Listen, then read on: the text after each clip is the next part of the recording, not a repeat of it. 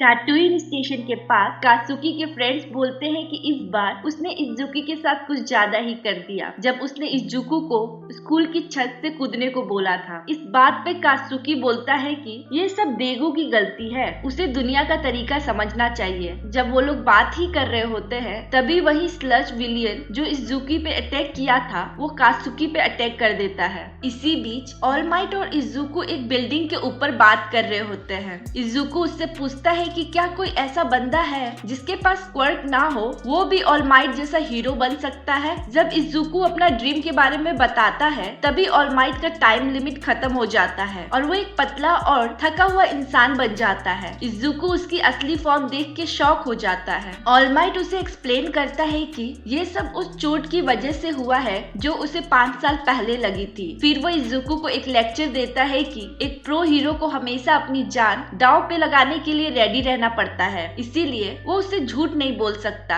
वो नहीं कह सकता कि तुम बिना क्वर्क के भी हीरो बन सकते हो। जब ऑल माइट रूफटॉप से नीचे उतरता है तब उसे रियलाइज होता है कि जिस विलियन को उसने पकड़ा था वो अब वहाँ नहीं है और शहर के एक और हिस्से में हमें एक्सप्लोजन होता हुआ दिखाई देता है। एक्सप्लोजन वाली जगह पे डेथ आर्म्स और दूसरे हीरोज स्लज विलियन से लड़ने की कोशिश कर रहे होते हैं जो अब कात्सुकी को अपने कब्जे में लेने की कोशिश कर रहा होता है, लेकिन कोई कुछ नहीं कर पाता। ऑल माइट सब देख रहा होता है और खुद से गिल्टी फील कर रहा होता है कि उसने टाइम वेस्ट किया और अब फाइट करने के लायक नहीं है। इज़ुकी ऑल माइट की बातें सोचता हुआ सड़क पे चल रहा होता है और एक्सप्लोजन देखने वाले क्राउड के पास पहुंचता है। वो देख लेता है कि ये वही विलियन है जिसे ऑल माइट ने उसे बचाया था और उसे लगता है कि ये सब उसकी गलती है। ऑल माइट अब नए विक्टिम को नहीं बचा सकता और दिल से माफी मांगता है, लेकिन जैसे ही इज़ुकी देख लेता है कि कात्सुकी उस विलियन के कब्जे में है वो बिना कुछ सोचे समझे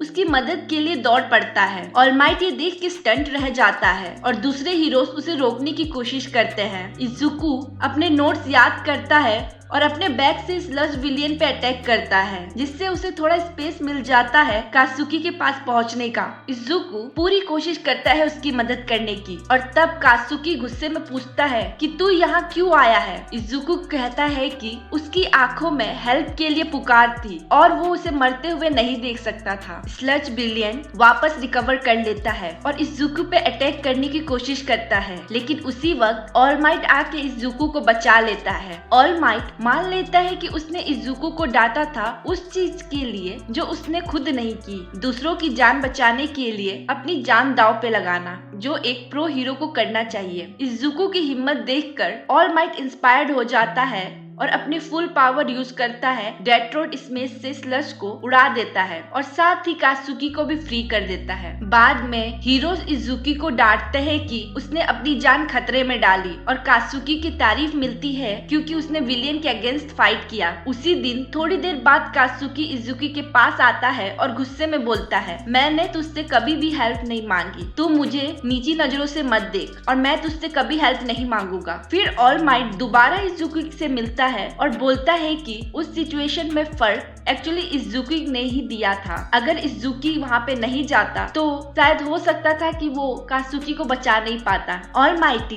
इज़ुकी को बोलता है कि उसने बिना क्वर्क के भी उसे हेल्प किया। वो बोलता है कि इज़ुकी ने वही किया जो बड़े बड़े हीरोज करते हैं, बिना सोचे समझे किसी की हेल्प के लिए मूव कर जाना। आखिर में जब इज़ुकी रो रहा होता है ऑल माइटी उसे कहता है, तुम भी हीरो बन सकते हो।